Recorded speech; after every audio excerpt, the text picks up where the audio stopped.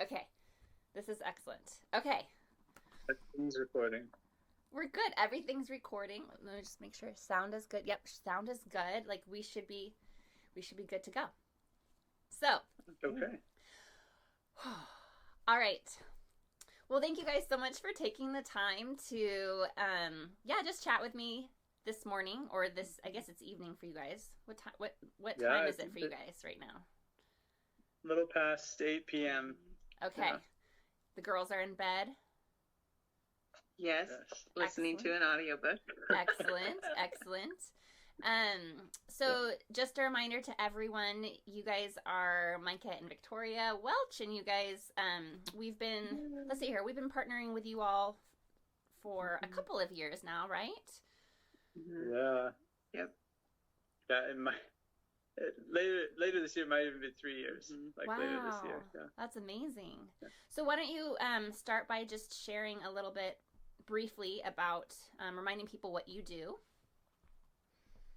Yeah. So we're with Pioneer Bible Translators, and the goal of the organization is to make sure that all around the world people have God's word in their language. And there's many languages in the world that still don't have the Bible in their language. And so we're working to change that. And for us, we're working in South Sudan, actually with refugees from another region in Africa. And most of these people in this refugee camp, there's like 12 different languages, and most of them don't have an alphabet for their language or literacy, much less the Bible in their language. And so we're working with a team of Bible translators and literacy specialists, and my role is a field linguist, and we're all working together to help people get God's word in their language so that they can people can meet Jesus and use God's words to grow and make disciples. Yeah, that's awesome. And you all have been there now. Has it been 2 years that you've been there, right? Just about like 19 months. Okay. Yeah, just under. Okay. Yes, because you guys moved over kind of in the summertime, or at the tail end of the summer, right? Yeah. Okay. Yeah, August. Yeah. Of Awesome. 2022, yeah. Okay. Yeah. Okay. So, our first question that we have for you all this morning is, what has brought you joy recently in your ministry? Yeah. In just thinking about it, there's a lot of things that I think we could share. And I think a big part of it is like the relationships that we've been able to build in like among the refugees and our neighbors. And then also, especially for Micah, language learning. We're at different levels. But yeah. Yeah, I really enjoy it. I just recently passed the test of having enough Sudanese Arabic that I've learned to be able to start my the job that I came here for. And so it was just such a joy to come up to a group of people who are having tea and sit down with them and be able to speak with them and have conversations. And I'm still totally still learning, but that's been one of my joys, is learning language and building relationships with people. Congratulations. That's a big accomplishment, or I guess stepping stone, right? Yeah, we're always learning. Yeah.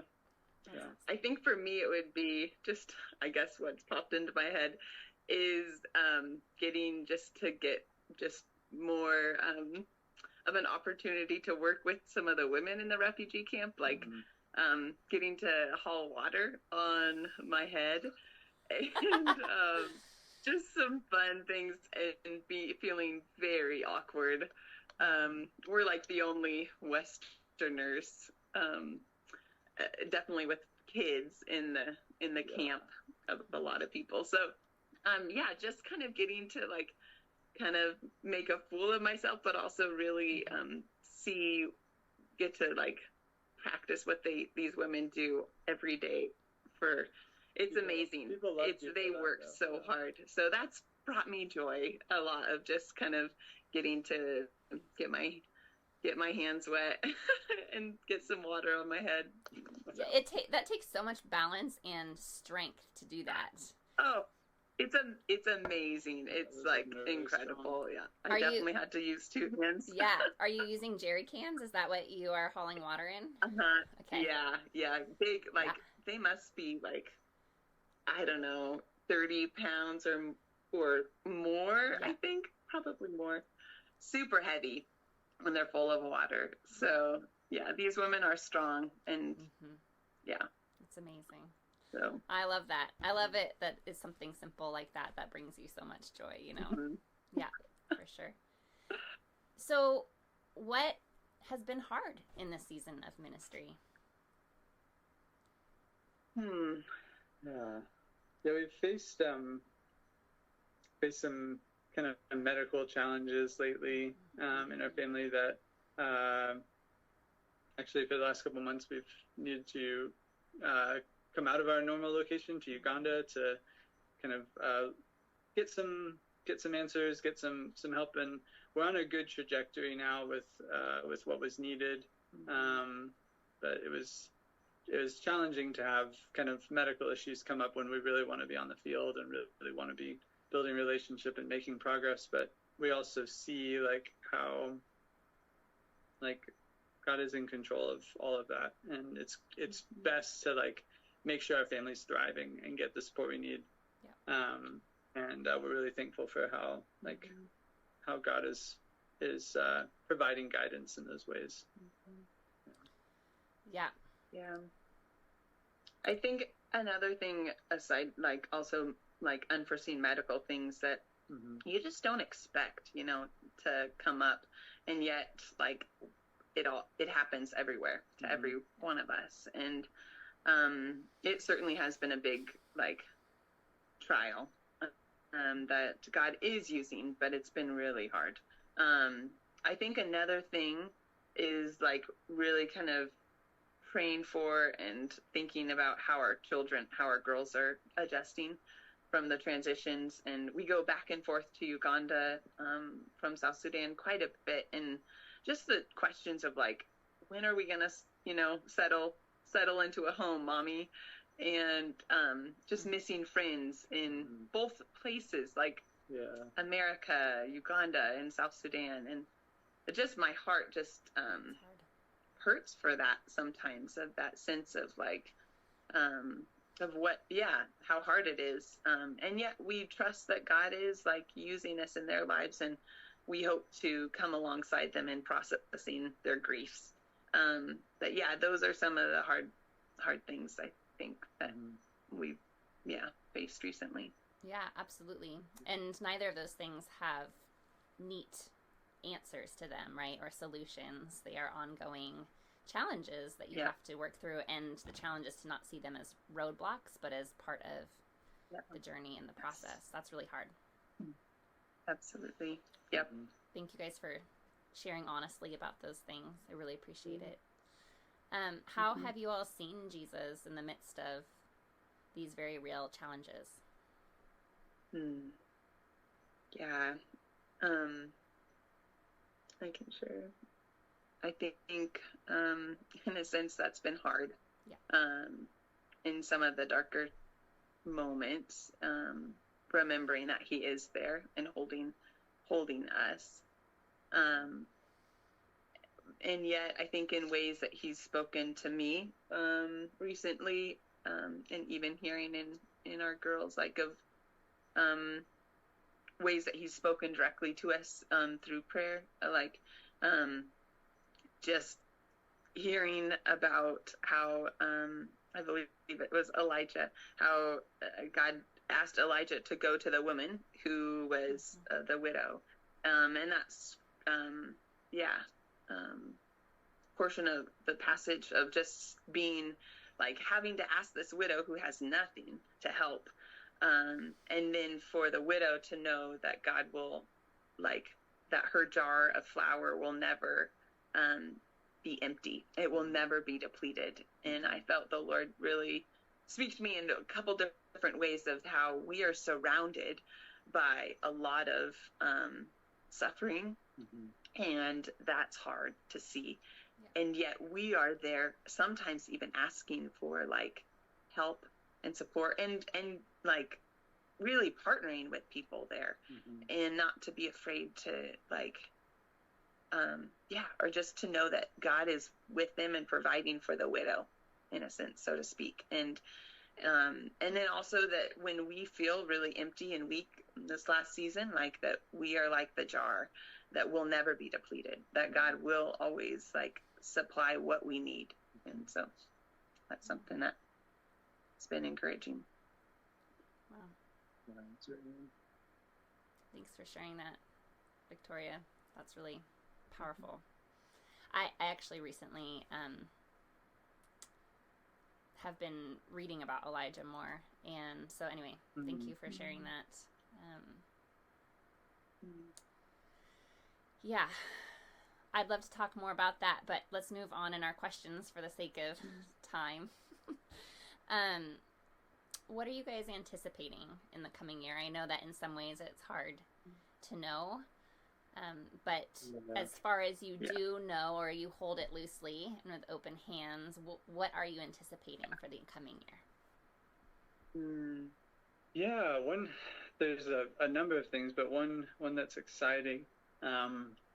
There is a people group. I'm thinking of the pseudonym. The Nas people is here. They're a very large people group from the neighboring region, and there's a small young church there. Very small. Amazing. And a couple of churches in a few different locations, but very young movement of Jesus followers there. They have an alphabet that was created a few years ago, but there's not really much happening with literacy, and it seems like the alphabet isn't really working for the language. There's something wrong with it. So I've been developing kind of a research plan to look into some details about the different dialects of the language and how the alphabet maybe should be changed to be better used for literacy. At the same time, there's one of our colleagues and a group from this young church are working on a Bible translation process. So there's kind of two like sides of this. Like I'm kind of helping the community approach like how can literacy happen, and the proper linguistics happen, and then on the Bible translation side, they're working as well. And so there's some exciting stuff we're planning to do in the next several months. With this people group, so we're really excited about that. That's awesome. And how far away is that from where you are? Where we live near one refugee camp. We're really close to one refugee camp. These people are in another one that's like a 45-minute drive away. On a kind of long dusty road. So. But not the worst kind of road you could see. You see people in donkey carts bringing their sorghum, and people, nomads walking. It's people herding like cows and little boys. You feel like you're a National Geographic. Yeah, it's kind of we pinch ourselves every time. So, but the other thing we're anticipating there is at the end of the year, a significant is having elections, and there's some anticipation that there may be issues or problems, and so our organization is really thinking about what is that going to mean for our work, and it's possible it might really be disruptive, and so we're praying that it's not, but anticipating that it may be, and we're not really sure what that is all going to mean. And so something we're thankful our leadership is being careful about, but really just praying for God's will to be done, and for people to have peace, and for there not to be violence. So those are kind of a couple of things we're anticipating for this year. When will those elections take place? December. Maybe. Hopefully. Who knows? Okay. Good question. Yeah. I don't know. Okay. Awesome. Yeah. So. Well, how can we as a church be praying for the Welch family?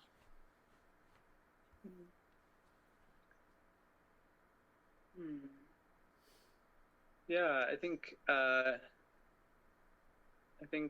with, I know we were vague about it, but just the medical issues we were talking about, just that the solutions we've been getting would be helpful. For transition for our girls, yeah. that we can finish school strongly, and just for their little hearts to be continually molded to catch the vision and the calling that God has called our family to, that they would just continue to grow in Him. Yeah, and I think continued like language learning, that language learning would go well for all of us, but definitely for Victoria and the girls. Just 1 minute, I'm gonna help our daughter Addie. And I think in other ways, however, kind of the Spirit would lead you, and we really appreciate your partnership and your friendship, and so we're excited to connect with you when you were stateside. So eventually. Absolutely. Well, and also I just wanted to put this out there that we're hoping to set up a time where we can bring a small team over to see you guys, right? So we're trying to make that work at some point. Yes. And that would be a huge blessing for us, I think, and an opportunity for our church congregation. We'd be so excited. Yeah. I'm so excited. Welcome that. Yeah. Oh man, we are too, and we trust God's timing in it. But I think it will be really amazing, and so quite an adventure. But we would be honored to have a team come. Yeah, absolutely. Well, thank you guys so much for taking this time, and we will certainly be praying for you all, and we just want to extend just our love and support of you, and our gratitude for how you are allowing God to work in you and through you and in spite of you in South Sudan and Uganda. So thanks, you guys. Thank you, Courtney. Thank you, Courtney.